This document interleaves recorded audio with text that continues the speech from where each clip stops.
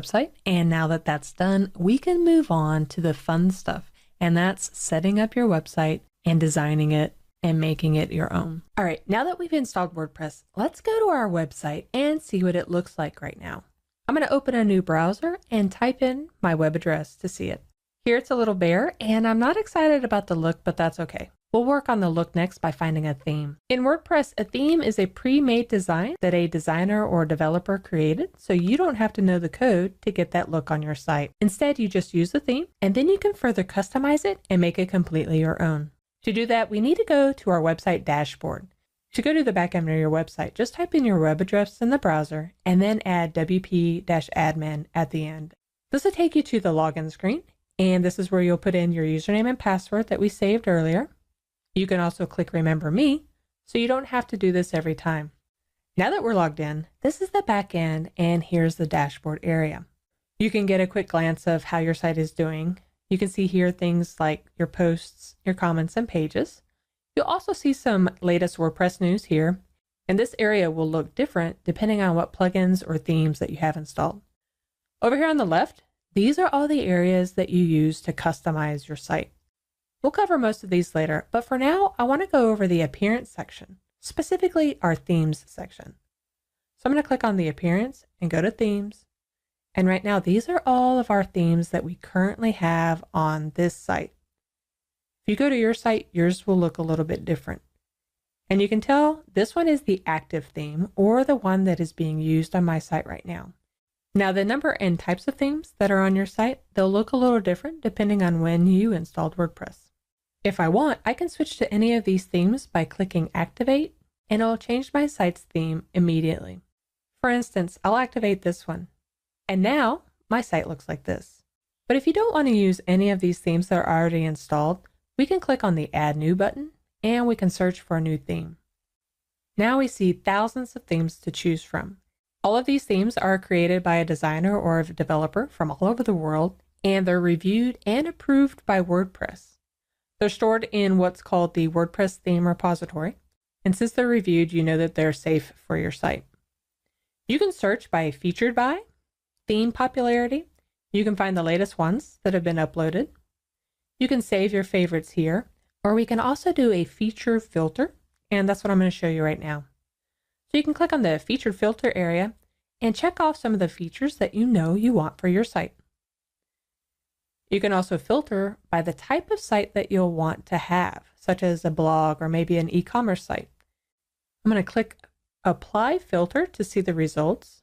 As you scroll through and look at them, you can hover over in a theme image and you can see the details and preview to see what it might look on your site.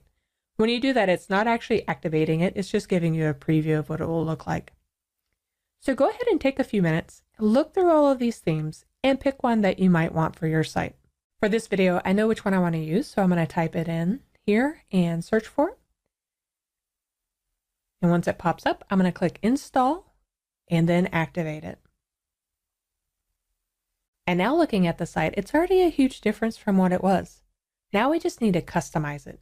All right, to customize it, we just need to go back into our dashboard area. And I'm going to go to the Customize area. A couple of things about this area is, number one, if you selected a different theme than what I have, then this area will likely look a little bit different. This area is just dependent on which theme you get and what options are available for you. The next thing to understand is any changes that I make here, you'll see them real time over here. However, they won't actually go live on your website until we click Save and Publish. So there's a little bit of testing the waters before you make any changes. So we'll just start from the top and start making the changes to the site. For site identity, that is the site title. We have it as WP Beginner, and you can do a tagline for your site as well. And you want to decide if you want to display that. That's what it looks like for me, so I'll keep that. The site icon, that is this little guy right here. And you'll want to make sure that you have a logo or an image that you want to use, that it's 512 pixels tall by wide. And we'll cover that shortly when we're dealing with logos. So I'm happy with that. I'll click back. And now we're going to go to colors. We can pick a color scheme. For me, I think that the darker text on that image is better. As you can see, you can just play with any of the colors until you hit one that you like. If you've gone too far with your colors and you just want to start from scratch, you can click on the default color anytime and it'll just take you back to what it was and you can start again. For this site, I'm going to choose this color for my header text color and we're good to go. Next, we'll take a look at background color. I'll show you what the background color looks like. For me, for this theme, the background color is down here.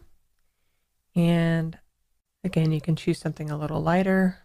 As a side note, if you need some inspiration on what kind of color combinations to use, then search for Cooler Adobe. It's been changed to color.adobe.com. And go and look through the Explore area and just scroll through here and see which color combinations you like, and then you can use them for your site. The way you do that is you find one that you like and you can click on the edit copy to adjust it. Or if you like them directly, then this is the code that you want to copy. For instance, I'll copy that code and then you can go back into your area and paste that code there. And now that's the color that you can use. So feel free to play with that a little bit to get your site colors exactly how you want them. And finally, let's take a look at the header background color. You can see that this is the default one, but since I have an image up there, you're not seeing that come through. When I change the color, then you see that replaces that background. I'm going to click back on default, and here in a minute, we'll choose the picture so we can get our picture back. Under header image, these are the ones that come with the theme. You can either keep them or you can add your own image. If you add your own image, you want to make sure that the header size is 1600 by 400 pixels. You can choose between any of those. For this, I'll keep the nature picture. I like that. Okay, and moving down, if you want to add a background image, again, that will be down here in place of where all the color is, and you can upload an image. In just a bit, I'll show you how to deal with images as well. For me, I'm not going to add a background image. For the next two, I'm going to skip those because we're going to deal with those separately because we need to create some pages before we can set up the menu.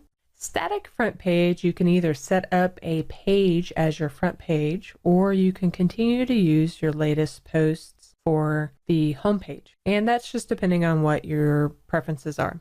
Some people choose to create a static front page, and I'll show you what that will look like. So if I hit static page, my front page, I only have this page right now, but then that would be kind of like your home page. Maybe you can say welcome, whatever you're wanting to convey on the front page, you can use that as your front page. Since we don't have a front page set up and I really want to keep this as a blog, I'm going to go ahead and just keep it as my latest posts. You can go back. For the accent color for this theme, that's everything that you see here, the icons, the underlining comment, or you can pick from the standard one, or you can also, if you have a particular color that you want to use, then you can use the color picker like we did before. For me, I'll use the orange. We have one more called the post option. That is when you get more posts, do you want to show the full post and have people just keep on scrolling all the way down until they read it all? Or do you want just a post excerpt, or meaning a small snippet of the post and then they'll have to click on read more? For me, I'll keep it as post excerpt. And now that we're done with that, I'm going to click save and publish. So all those changes that I just did will now become live. And you can see that by going back to our site, clicking refresh, and now all those changes are made.